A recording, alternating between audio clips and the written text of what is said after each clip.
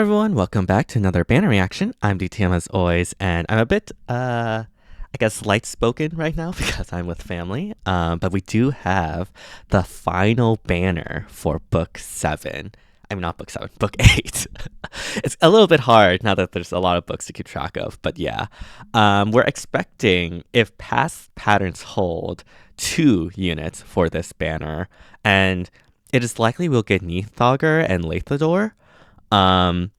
But who knows? Maybe IS will give us a curveball, but it seems like it's likely we'll get those 2. So it'll be interesting to see how they are implemented in the game outside of what we already know from their enemy like unit stuff. So yeah, let us begin. As always, if you like the content, be sure to like, subscribe, hit the bell, all that jazz to support the channel. Only takes 5 seconds to subscribe, but it truly does help this channel a lot, and I really do appreciate all the constant support. All right. Oh, whoops, I accidentally turned off the wrong scene. Sorry about that. I'm a professional streamer. Okay, yeah, as expected. So we do have Níðhöggr. So it seems like it'll be those 2. Astra Mythic. Interesting. So I guess that means Læraðr is a defense mythic.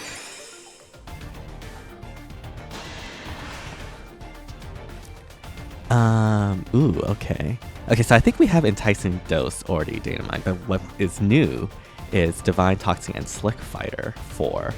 We know what AD Twin F save does, so we don't really need to look at that. And apparently it steals the positive status effects, which is interesting.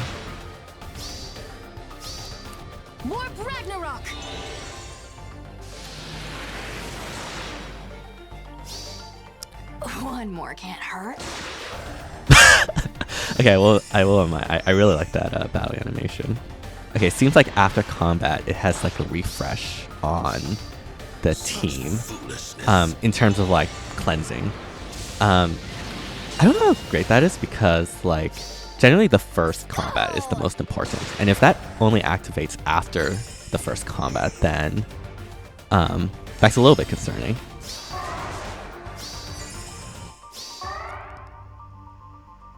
Okay, and I guess Læraðr? Yes, we do have Læraðr. Count of 3, you will be at my Alright, this is going to be very interesting. It's a dark mythic. I planned for these things. Okay, the fact that Brave Female Robin got down to 1 is a little bit concerning. The preference is on the B? Are you serious? I feel like that makes a save dead on arrival, if I'm going to be completely honest with you. Granted, his weapon, if it's the same as his enemy text, it gives out like the Assign Decoy to everyone on the enemy team, which obviously messes up with save values. So maybe he'll find value still there. It seems like there's like some sort of miracle effect. Forgive me. Yeah, and some healing, obviously. And yeah, you do see like the forced Assign Decoy being applied. Oh, Freya. I have never seen not kill Freya, if I'm going to be completely honest. But yeah, it's a defense mythic, which is interesting. I feel like, oh, there seems like quite a bit of ways that. I mean, obviously Gale Force is like the main way to deal with this. But yeah, I guess we'll have to wait and see on what these kits are and their preference. Honestly, I have a feeling when it comes to Læraðr, people might just ditch his preference B and go with Shield Fighter Aegis. At least when it comes to like Summoner's Duels or something like that. Unless like that B does something insanely good for his survivability.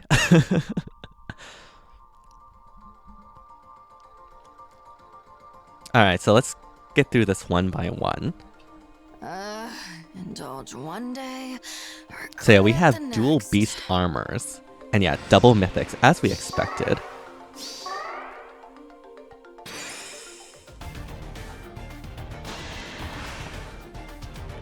Alright, let's Take a read at this. Enticing Dose. Accelerate special trigger. At start of turn, after a unit acts, if Kanto triggers after Kanto, inflicts attack, defense, -7, and sabotage on foes within 3 rows or 3 columns and on units to the next action. So when you end your turn,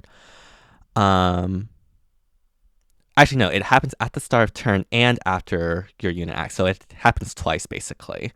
Obviously you can't stack these debuffs, but it's good that there's like two like points in time where you can do this, which is really, really nice. If unit is transformed or is greater than or equal to 75% HP at start combat, deals damage equals to 25% of foes' max HP as combat begins. So we have some burn damage here. And this specifically does not stack with other burn damage effects. Actually, no, I think that was I think that's no, because flared and like occultist strike stacks. Why doesn't this stack?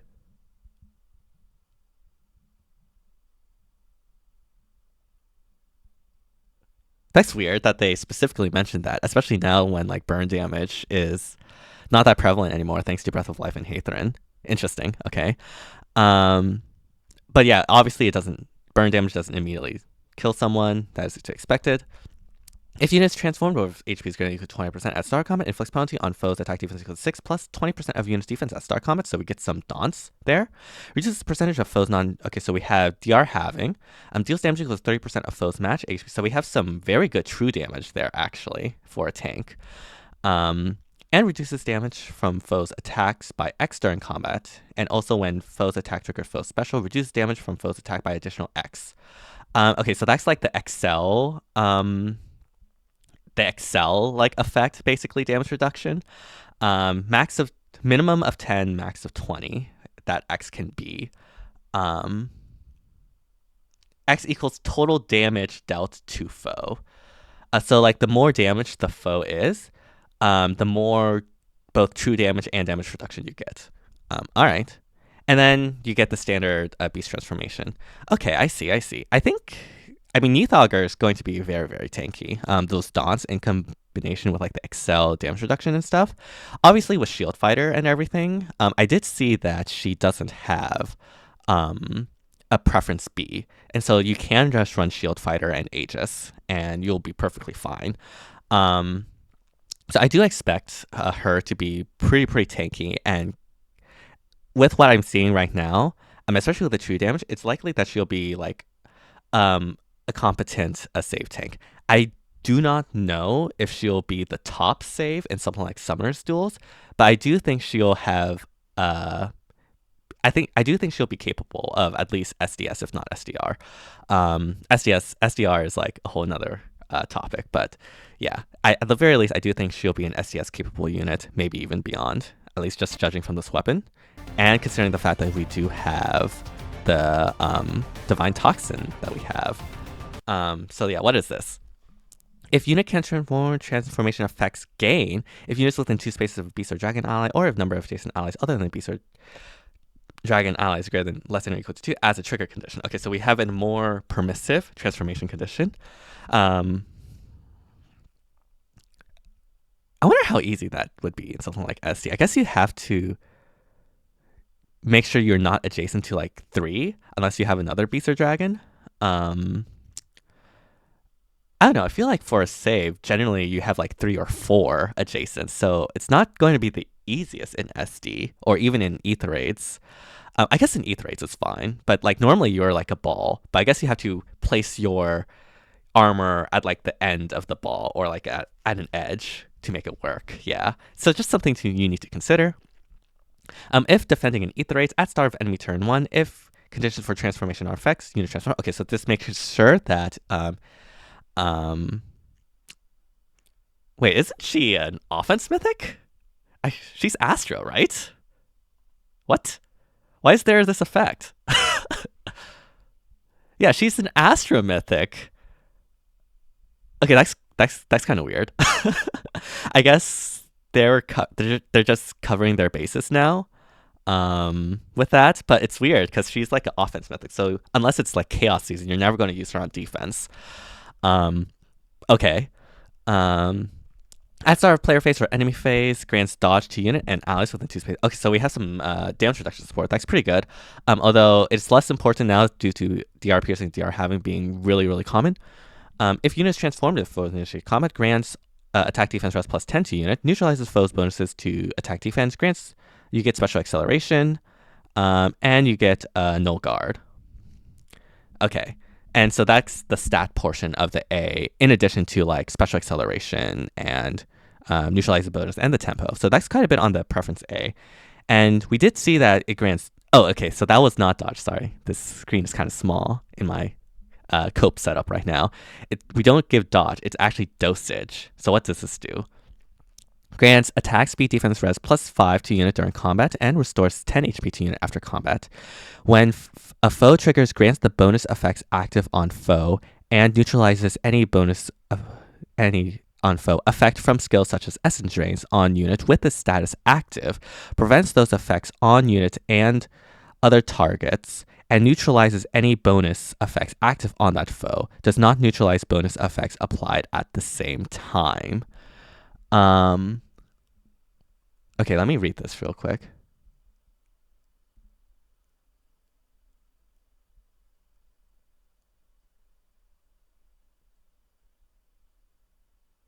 Okay, so basically this is I think this is like a counter to Nergal Essence Strain, if I'm reading this correctly.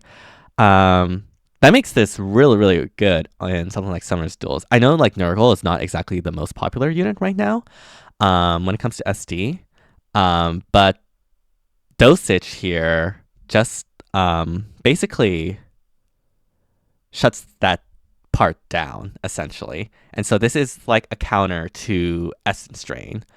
In addition, it neutralizes the bonuses that are active on that foe, but doesn't neutralizes bonus effects applied at the same time.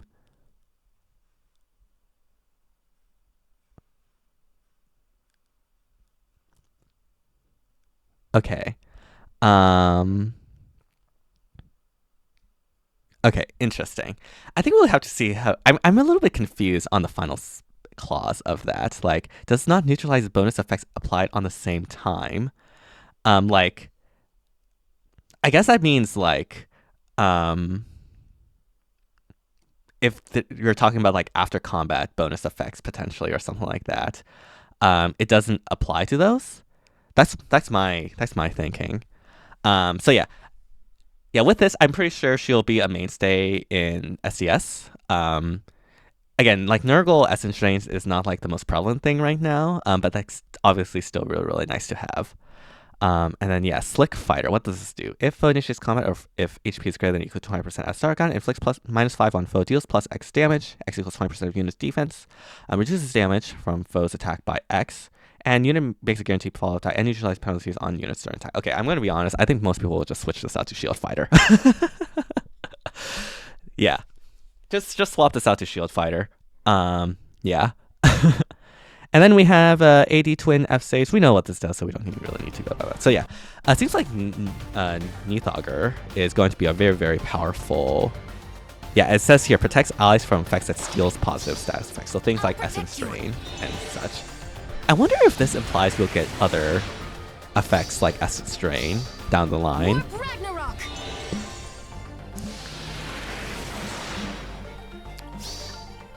One more can't hurt. I mean, I think like her tankiness and the fact that she does a lot of Okay, I'm actually very curious. Where was that? I guess that's the Essence Drain part, right? After combat? Yeah. It just protect. She protect, essentially, if I understand this correctly.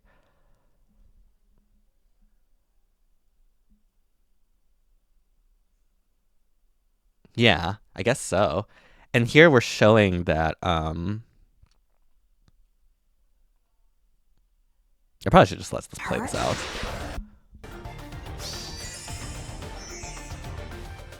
Yeah, it's showing that Nergal and Essence Drain there, like, it doesn't work. It has, like, that cleansing. That was the cleansing that we saw earlier. That's interesting. So yeah, just ditch Slick Fighter, just go Shield Fighter, and then you should be fine. It all comes down to Shield Fighter. And yeah, there's the Protect again. Alright.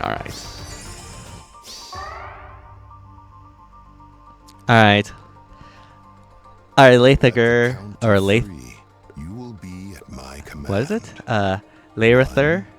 Yeah, Læraðr. I plan for these things. Alright, let's take a look at this weapon. Quieting Branch. We have Slaying. At start of turn, if unit stage speed equals 20%, inflicts defense res -7, panic, and sabotage on foe, on closest foes and any foes within 2 spaces of those allies through their next actions, and inflicts Assign Decoy and status preventing counterattacks on foe with the lowest defense with range equals to 1, and foes with lowest defense with range equals to 2 among closest foes and any foes within 2 spaces of those foes through their next action. Okay, so basically, this is the clause that Oblivion and others have been, I guess, looking at when it comes to Læraðr. This Assign Decoy basically makes it so that it's really, it disrupts a lot of save strategies, essentially.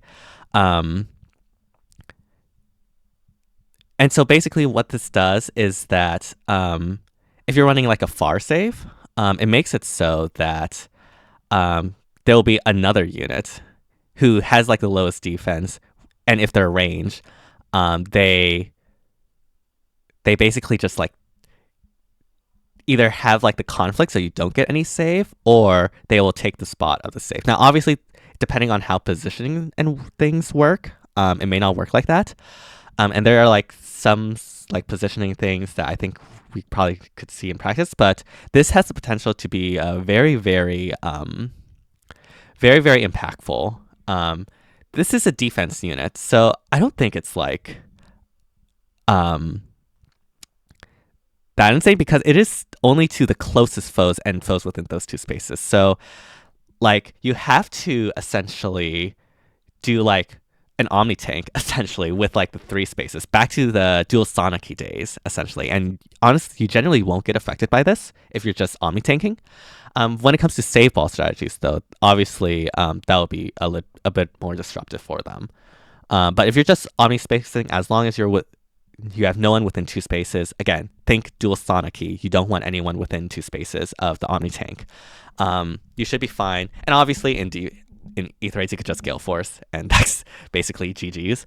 But yeah, in something like Summer's Duels, I'm very intrigued to see how this plays out, because what this does is that it bypasses a potential very powerful far saves. And we do have very powerful saves these days in the terms of like Fjorm and Shield Fighter, essentially.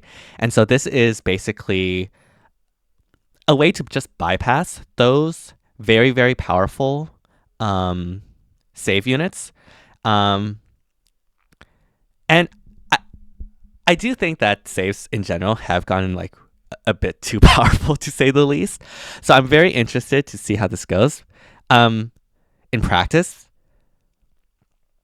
So yeah, I guess we'll see. And also there's also the question of if he's able to be slotted, since he is an armor, so he'll probably have to be saving himself. And and as Oblivion mentioned, it'll be very funny if like Læraðr just like ends up becoming worthless if no one ever runs saves.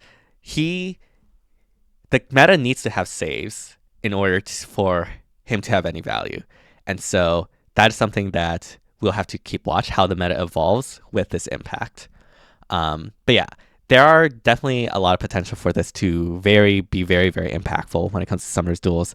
Aether Raids, I don't think so. If I'm being honest, you just Gale Force. I know Gale Force is not the most popular strat, but it should be. It's like literally free these days. Yeah. Anyways, moving on. At start combat, if unit stage frequency equals 20%, inflicts penalty on foes. Attack defense equals 20% of units rest at start combat. So we have those stunts. Grant special cooldown count -2 to unit before foe's first attack. So that's really good, because in essence, you don't even need Shield Fighter in this case, because you already have the you could just run Aegis essentially. And there's no limitations on whether this is offensive or defensive special. So you can just run Aegis and get that survivability, which is really good. Reduces damage from foe's attack by 20% if units rest during combat, so we have some flat damage reduction there. And also if foe's attack trigger foe's special. Reduces damage from foes attacked by 20% of units res during combat. So if your foe has a damaging special, then you get an additional flat damage reduction and restore 7 HP to after combat, and then you get your standard beast transformation effects. All right. Let's see, what else do we have? Attack res fortune. Is that where the miracle came in? If unit can transform, transformation effects. Okay, so this is another beast skill. It seems transformation effect, and we have a more lenient beast transformation condition. If defending an ether raids, this time is actually relevant. You just transform. If units transform or if foe initiates combat, grants attack res plus 8 to unit, neutralizes foes bonuses to attack defense during combat, and restores 7 HP to unit after combat. Okay. I guess this is mainly going to be for a beast skill. Because mainly it's just like transformation conditions, and it's just like plus 8 to attack res, and then neutralizes foes bonuses and restore 7 HP, which are all really good, but yeah, it's not the most crazy thing. Again, this is mainly, I think, going to be for beast. I think for most other units, you probably want Earth Fire Boost or something similar. So Idrisol's Altar, what does this do? At start of player phase or enemy phase, inflicts attack defense -7 and discord on foe that are within 2 spaces of another foe through their next action. Okay. It inflicts penalty on foes attack defense equals during combat equals to the number of foes on the map with the discord effect active. So that synergizes well with the first paragraph. Including target times 3 plus 5 max 14, so that's a maximum 14 debuff. Deals damage equals 20% of units res. You get what's the word? You get the true damage there. And unit makes a guaranteed follow-up attack during combat. Okay. And also when special triggers, neutralizes the foes reduce damage by X% effect from foes non-special skills during combat. Okay, and then if your special triggers, you get DR piercing, essentially. Okay, I'm not gonna lie. For an armor, I don't really like this. It doesn't help with the survivability, which you saw him go down to 1. I assume Barricade here got the miracle. But if there's like no miracle, the fact that he died to Brave Robin is really sad. Because Brave Robin is not the most powerful nuke by any means. And so you would probably have to slot this out for Shield Fighter, essentially. That's what you're going to have to do if you're actually going to run him. And I think that's probably worth. But yeah, very interesting. What does Barricade do? I'm very interested in this. Foes with range equals to 1 cannot warp into spaces within 3 spaces of unit, and foes with range equals to 2 cannot warp within 4 spaces of unit. Okay, that's interesting. It does not affect foes with pass, of course. Grants defense res plus 4 to allies within 3 spaces of unit and neutralizes their penalties to defense res during their combat. Okay. If unit is within 3 spaces of an ally, grants defense res plus 4 to unit. Okay, I guess he just literally just survived by 1 HP. I don't see any miracle effects, unless I like missed something. Was it there in the weapon? I don't think so. I didn't see anything there. Yeah. So I guess he literally just survived by 1 HP by coincidence. Okay, he doesn't even have miracle. So yeah, you definitely want to replace the B with Shield Fighter then. Barricade's interesting. It'll depend on what the inheritance restrictions are this. If it's restricted to armors, this is literally dead on arrival. Actually, I wonder if Twitter, if the FEH notifications has the inheritance restrictions. Let me check.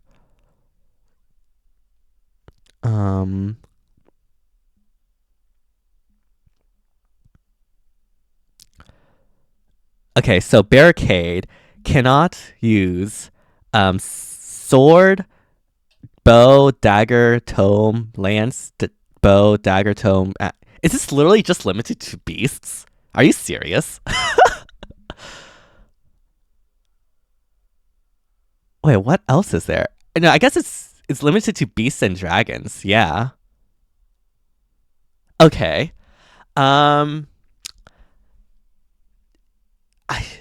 I'm not gonna lie. Like these days, the only good beasts and dragons are armors. At least when it comes to like SD. And so, yeah. I'm not entirely sure how good the skill will actually be. I mean, especially since like dragons, they can just run like high dragon wall and then still have like a save on the C slot. Obviously that doesn't work with Shield Fighter. But yeah. Okay, interesting. I'm not sure if I like this barricade skill, if I'm going to be completely honest. If it's limited to dragon and beasts, then I feel like it's functionally useless. Maybe in... No, in either its defense, you don't really use dragons and beasts unless they're armors. Maybe there's like some future beasts that can use this well. But I don't know. I the main thing here is like the warp denial and the even/odd recovery. No,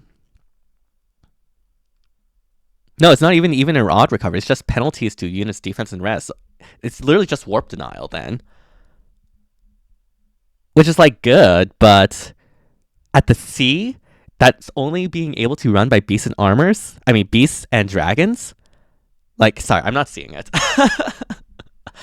Okay, so Lathander is interesting. A Laerither is interesting. So he's a dark mythic.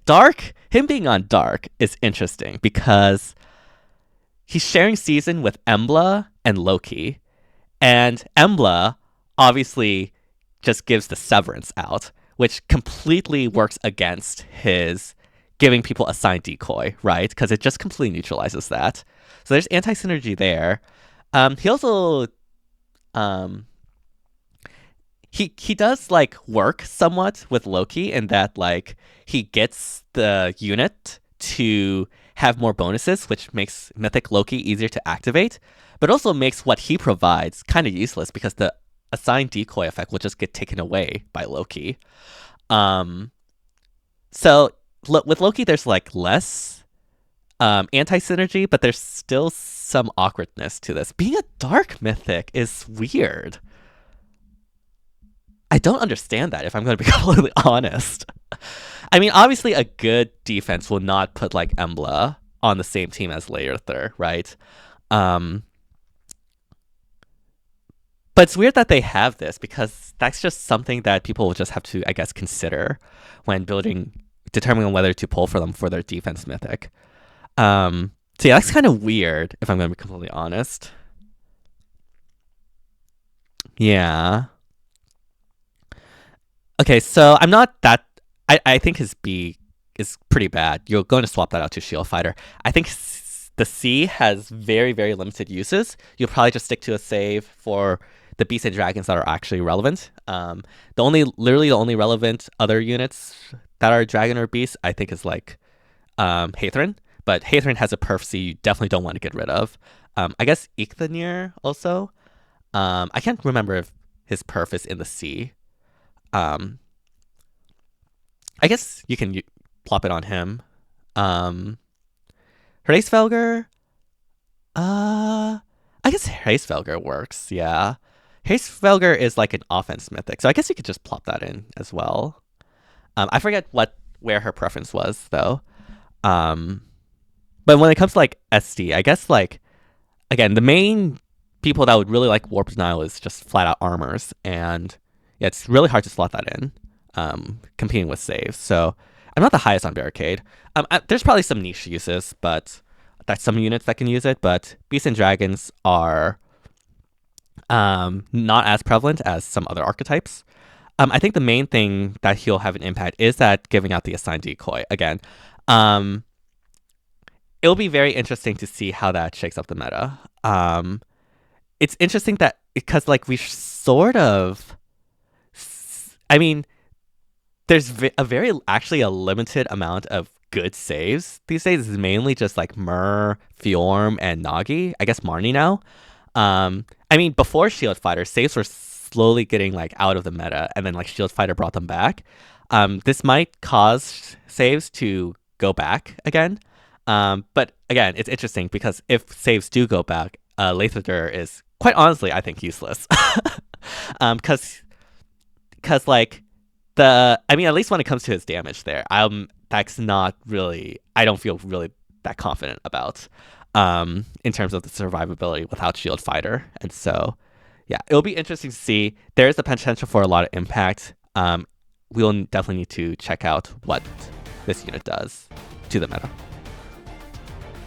All right, let's move along. Forgive me. Yeah, I guess just like goes to 1 HP, which is funny. Alright, who do we have sharing?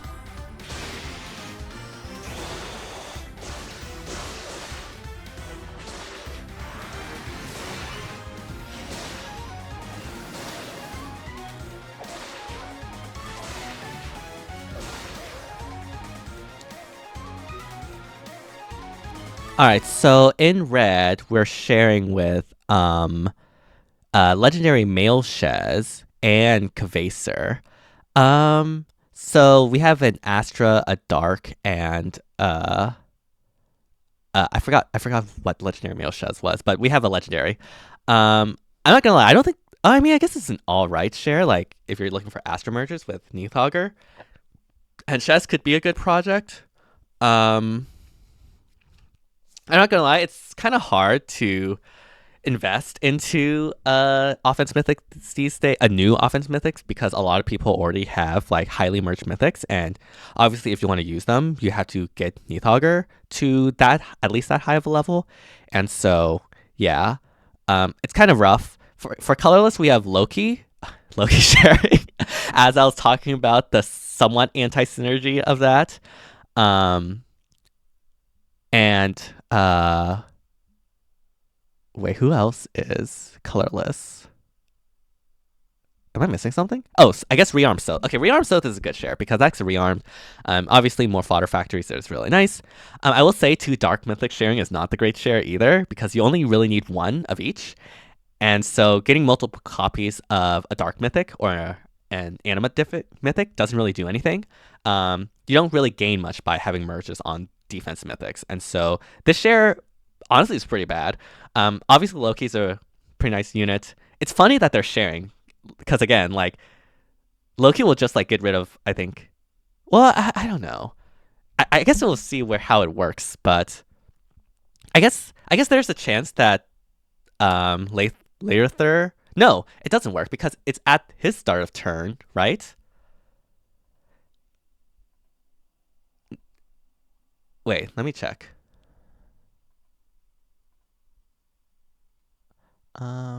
Yeah, it's at start of turn. Okay, so how this will work on defense? Wait. Okay, at the start. Is Loki's effect at the start of turn? Let me see. I mean, if it happens at the same time, then Loki won't actually get rid of it. Because all effects that happen at the start of turn happens at the same time. Let me check.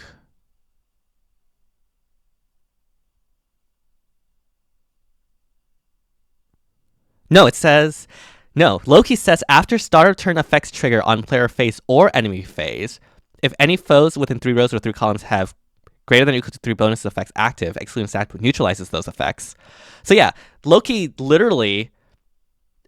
It's after start of phase for Loki and happens after all start of turn effects. And so, yeah, Loki will literally just get rid of this Assign Decoy. Again, it's not completely anti-synergistic because what you can do is you can have Læraðr provide this bonus effect that will count towards like the 3 threshold that Loki has. So that could cause it to tip to get rid of all the bonuses on the foe. But it's still just kind of anti-synergistic because you're getting rid of what makes Læraðr good on defense, which is giving out that Assign Decoy, right? So it's I don't know why they have him as a dark mythic, if I'm going to be completely honest. That's just so weird to me. So it's looking like it's going to be a lot more impactful in Summer's duels. Because like in Ether Raids, again, you could just have a 3-space Omni Tank. 3-space Omni Tank and be back to like how it was with Dual Sonic-y. Yeah. And obviously in Ether Raids, you could also just like Gale Force it. So I think the real impact will be in SD, but yeah, it will be interesting because what will happen in SD is everything will happen at the same time. Right. And I believe there's no range condition on this effect, if I read this correctly. Where is it? Yeah.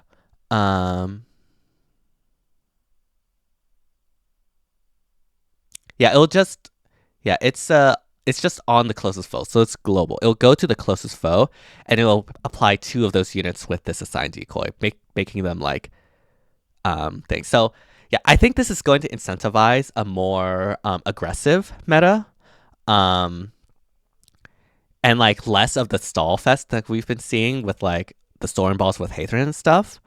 It'll be interesting to see, but yeah. Anyways, enough talking about that. Let's see what the rest of the banner is. On green, we have Camilla, Ninian, and Alir. That's a pretty... So Alir's fire, Camilla's water, Ninian is wind, I believe. So that's actually a really good share when it comes to legendaries, if you're looking to get an arena core. In blue, we have legendary female Shez, Myr, and Amelia. Amelia's Ascended, so unfortunately you don't get much value from Amelia. But I guess Myr and Shez is pretty good. So yeah, that is the banner reaction. Very, very interesting. I'll be interested to see how this impacts SD specifically. Ether Rate's going to be interesting. I don't think the anti-synergy effects is too bad because, again, as the defense, you can just pick and choose which mythics you have more easily. But like in defense, there's like a lot of weight. Like defense is just in a wash right now. Okay, like offense is way too overpowered. Like you could just go back to omni tanking. And yeah. One thing important to note though is that like Breath of Life only works within 2 spaces, and so you have to rely on other aspects of healing, like I guess Gatekeeper or something like that. Yeah, because like Hathran is a defense mythic, obviously, so you can't really use her. So yeah, that'll be interesting. Níðhöggr will be interesting. I think she'll be meta, or at least prevalent save. And I think later there definitely has the potential to impact SD specifically. Again, in terms of Ether, you could just Gale Force. But yeah. I think that should be it for this banner reaction. Hopefully you all enjoyed. If you did, be sure to like, subscribe, hit the bell, all that jazz stuff for our channel. Only takes 5 seconds to subscribe, which really does help the channel. I really do appreciate constant support. And yeah, big shout outs to all the members of the channel. Obviously, you don't have to be a member if you don't want to, but I truly do appreciate it. And yeah, let me know in the comments what your thoughts are on this banner, whether or not you're going to be summoning. And yeah, thank you all so much for watching, and see you all next time. Bye, everyone.